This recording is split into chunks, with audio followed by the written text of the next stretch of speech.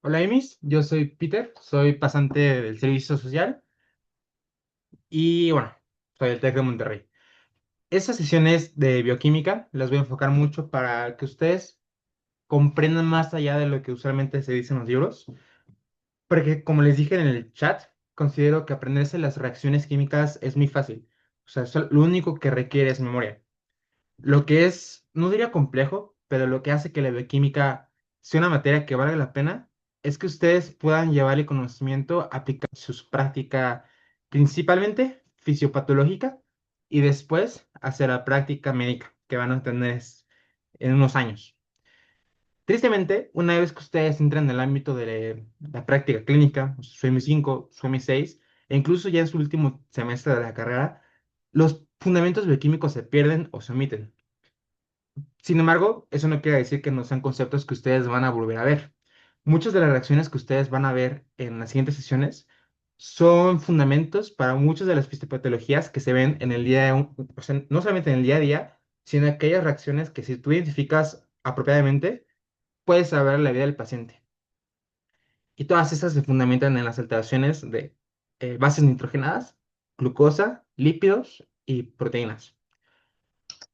Pero antes de que veamos todas las reacciones, es importante dar un paso un poquito más atrás, que va incluso fuera de lo que es principalmente medicina, que son bases físico-químicas. Es importante en este punto que desempolvemos sus apuntes de preparatoria y de secundaria, porque van a ser muy útiles para entender el porqué de las cosas. No es importante que ustedes memoricen cada uno de los conceptos que vamos a hablar, pero sí es importante que tomen en consideración que estos fundamentos, estos principios y en algunos temas, leyes de la ciencia, explican o modelan varias de las cosas que damos por naturales en la medicina y sobre todo en los principios de fisiopatología. Entonces vamos a ver equilibrio y termodinámica. Estos son conceptos que se integran en la química, que recordemos que es el estudio de la materia y de la energía, y cómo esto se transforma, como es el principio fundamental de la química, que la materia y la energía no se crean ni se destruyen, solamente se transforman. Ese es el fundamento que hace que exista el cuerpo humano. En el cuerpo humano nosotros recibimos cosas que se producen fuera, en este caso el oxígeno, que lo producen las plantas, y ese oxígeno no se va ni queda ni destruye en el cuerpo, se va a transformar. ¿Y en qué se va a transformar? Energía. Y esa energía es el sustento de todos los procesos bioenergéticos del cuerpo humano. Y todos los procesos energéticos del cuerpo humano se integran en estas cuatro moléculas que vamos a hablar. Y esas cuatro moléculas se fundamentan en el soporte vital de los órganos. Y eso es cuando se enferman, se alteran todos estos procesos. Entonces, entender que estos ocurren bajo un equilibrio y bajo un proceso de distribución de energía, que es lo que estudia la termodinámica, nos van a dar pauta para poder hablar de esas reacciones. En resumen, esto es el objetivo y la relevancia clínica, entender el equilibrio y entender la termodinámica es el fundamento para entender metabolismo, farmacología y fisiopatología. Como les dije, no es importante que ustedes memoricen estos conceptos, no es importante que los dominen. Los conceptos que vamos a hablar muchas veces se calculan a mano, se hacen problemas bastante detallados para que los evalúen y saber uno cómo puede sacar esos procesos a mano con calculadora. Ese no es el chiste de aquí. El chiste de aquí es que ustedes entiendan por qué estos conceptos permiten que las reacciones químicas ocurran y sobre todo cómo estas reacciones químicas fundamentan los procesos biológicos del cuerpo humano. Si quieren ustedes adentrarse un poco más, está el libro este de preparatoria, que es del programa del Bachillerato Internacional, que es el Chemistry by Pearson, se los pasé en el grupo. El capítulo incluso van a darse cuenta que es high level, o sea, es un capítulo un poquito denso para lo que usualmente se enseña en preparatoria, pero es muy interesante. Y el segundo es el TRO Chemistry, hay un dedazo, A Molecular Approach by Pearson. Para mí es un libro muy básico de química, muy sencillo de entender. También es uno de los libros que se utiliza mucho en pregrado, entonces vale la pena, por si les gusta mucho la química, que se den. Entonces, pues vamos a darle. Los fundamentos principales de la química, ya hablando más de que la materia no se crea ni se destruye, solamente se transforma, es que estos procesos pueden ocurrir en un sistema cerrado. Y el cuerpo humano es, en cierto sentido, un sistema cerrado.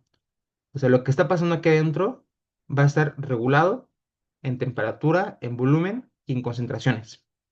Rara vez el cuerpo humano va a poder enfermarse de cambios de presiones.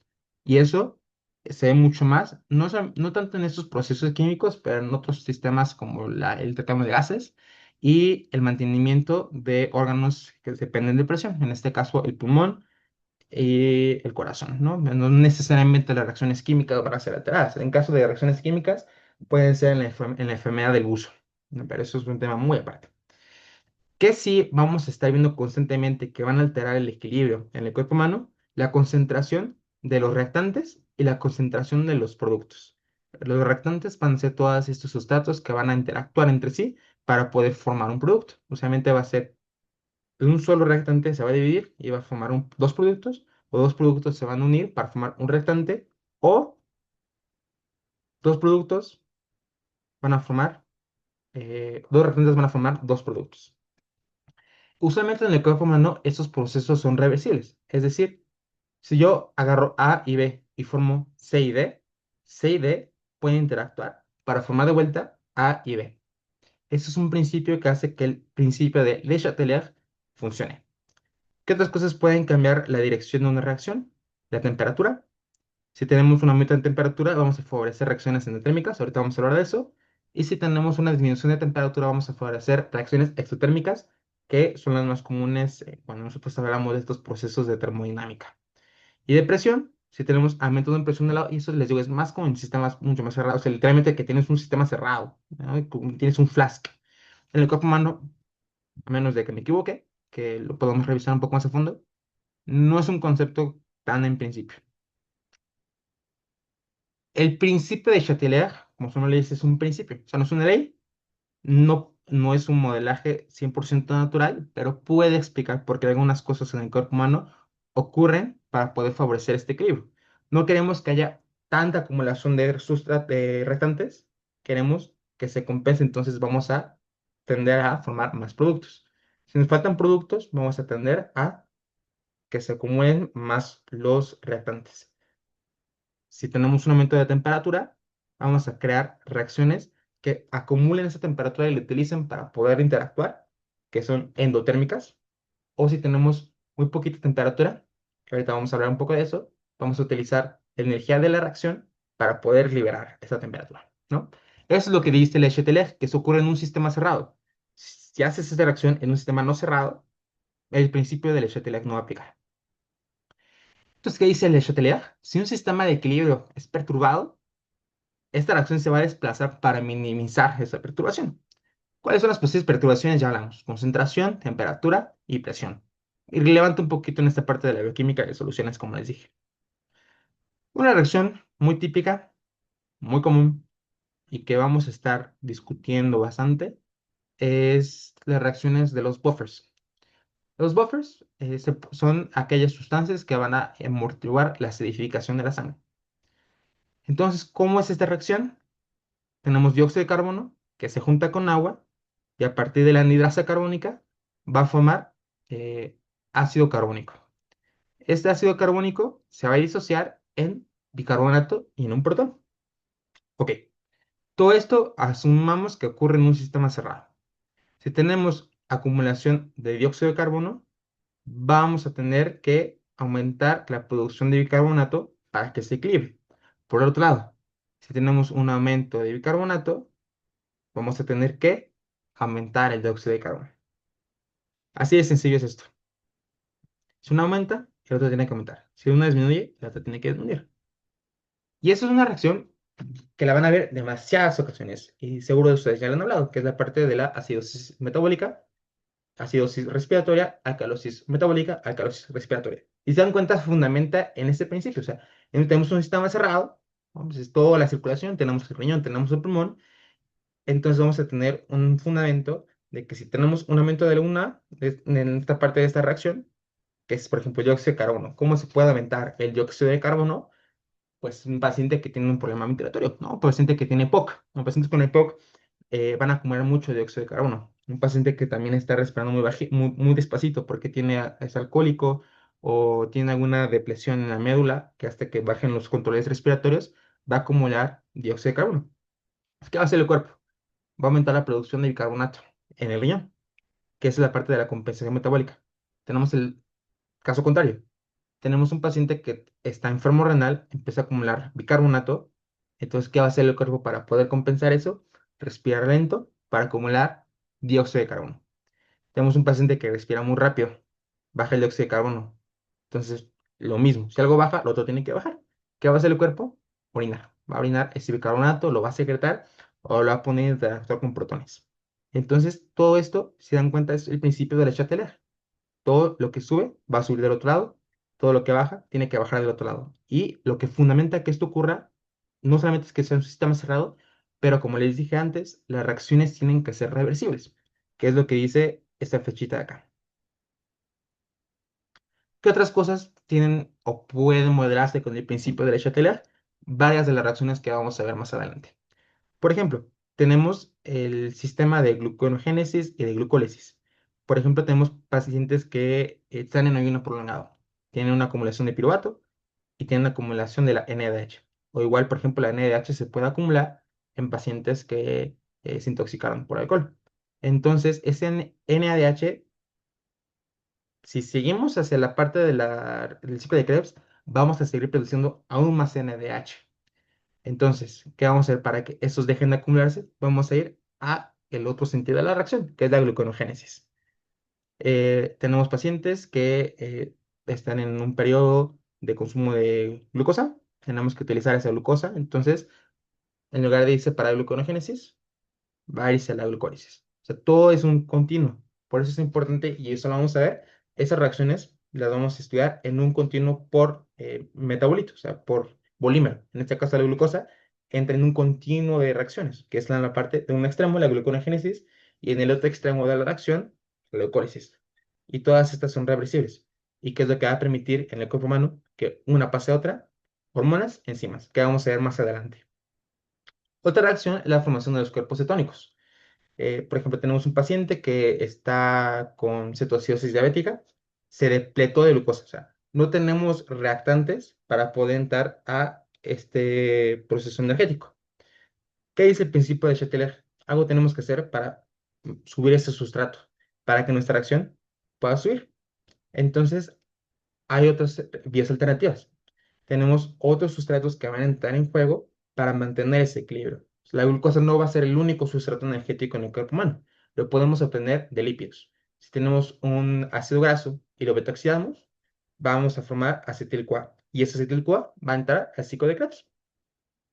Pero está fundamentalmente cuando se sobresatura, ya no hay, o sea, ya saturamos la mitocondria, ya saturamos el acetil-CoA. Entonces, ¿qué va a hacer el cuerpo para que pueda haber un equilibrio? Va a meterlo en otra reacción, que es la formación de cuerpos cetónicos. Y va a formarse acetato, acetobutirato y beta-hidroxibutirato. Y en esos casos, eso es lo que fundamenta que un paciente tenga cetoacidosis diabética. Y el ciclo de la urea, que lo vamos a ver no muy a profundidad, porque esto es no diré que es complejo, pero no es tan fundamental que lo aprendan así de memoria como esos otros ciclos, porque aquí lo que importa es saber lo que se eleva. Se eleva la amonía. La amonía se puede acumular en pacientes que tienen enfermedad renal. La amonía es uno de los sustratos importantes que se encuentran en el reciclaje constante en la nefrona distal. Entonces, si esta se acumula, vamos a buscar formas de que se acumulen otras sustancias para evitar que se siga acumulando este producto. Y eso es así a desplazar al paciente a la formación de carbono y fosfato y luego la urea. ¿Qué pasa en un paciente que acumula mucha urea? Es una compensación del cuerpo dentro de ese sistema de Chatelet. Sin embargo, la acumulación de urema, la hiperuricemia, es bastante grave, ¿no? Puede causarte bastantes síntomas, tanto cutáneos, renales y cardiológicos. Son otros procesos. El NADH lo vamos a ver con un poquito más de profundidad cuando hablemos del ciclo de Krebs. Pero si tenemos acumulación de la NADH, el cuerpo va a favorecer reacciones donde se disminuya o donde se consuma, que por ejemplo es la formación de lactato. Y en hipoxia tenemos, recuérdense que en el ciclo de Krebs, bueno, en teoría en todo el proceso de respiración celular, el reactante final es el oxígeno. Y en un paciente que esté hipóxico queremos conservar ese oxígeno. Entonces, el succinato es parte del ciclo de Krebs. No queremos que ese succinato entre al oxígeno porque si no, no los va a depletar. ¿Qué va a hacer el cuerpo? Va a favorecer la reacción contraria. Este succinato va a entrar a la otra reacción y vamos a promover la producción de radicales libres. Y la termorregulación. Como les habíamos comentado, en un principio la hormona tiroidea es un ejemplo precioso. Tenemos una disminución de la temperatura. La hormona tiroidea es un fundamento, una hormona termodinámica, porque va a aumentar el metabolismo basal del cuerpo. Vamos a empezar a hacer muchas reacciones exotérmicas. Eso va a liberar, va a liberar energía y eso va a aumentar el metabolismo. Entonces, vamos a tener este ciclo, donde la hormona tiroidea en un principio empieza a sintetizar proteínas, pero luego esas proteínas van a catalizar procesos que son exotérmicos y van a liberar temperatura. Estamos haciendo este ciclo una y otra y otra y otra vez, porque acordémonos que la hormona tiroidea va directo al ADN, o sea, va directo a los factores de transcripción. Entonces va directo a hacer lo que tiene que hacer, ¿no? Entonces, esta continua estimulación va a aumentar la energía y eso va a mantener el cuerpo calentito. Y esto explica por qué la hormona tiroidea tiene una cierta afinidad a ser termodinámicamente ejemplar para estos procesos. O, por ejemplo, tenemos un paciente que tiene fiebre, la fiebre ya muy exacerbada, va a desnaturalizar esos procesos porque va a quitar las enzimas clave, se van a empezar a acumular tóxicos y esto explica la sintomatología sistémica que causa la fiebre. Y ya estamos hablando de energía, equilibrio, conceptos, ¿no? Un poco abstractos. Pero sabiendo que el cuerpo es un circuito cerrado, también entra un proceso que podemos resumir en una sola palabra. Bueno, en un concepto nada más, que es la energía libre de Gibbs. ¿Qué dice la energía libre de Gibbs? Es la energía disponible en un sistema cerrado para poder llevar a cabo trabajo. Acuérdense que el trabajo es la utilización de esa energía. Entonces, un principio clave en el universo, no solamente en el cuerpo humano, es que vamos a tender a hacer reacciones para llevar a formar productos con una energía basal muy baja y que todo ese sistema basal va a llevar a que todo el universo vaya a estar de un nivel energético muy alto a uno muy bajo. Y ese nivel bajo de energía es lo que le gusta a la materia y eso es hacia lo que va la entropía. Entonces todas las reacciones van a estar tendencia a la entropía y el cuerpo humano no es la excepción. Entonces, ¿qué hacemos con esa energía que estamos liberando, esa energía en el sistema? La energía puede ser de a dos.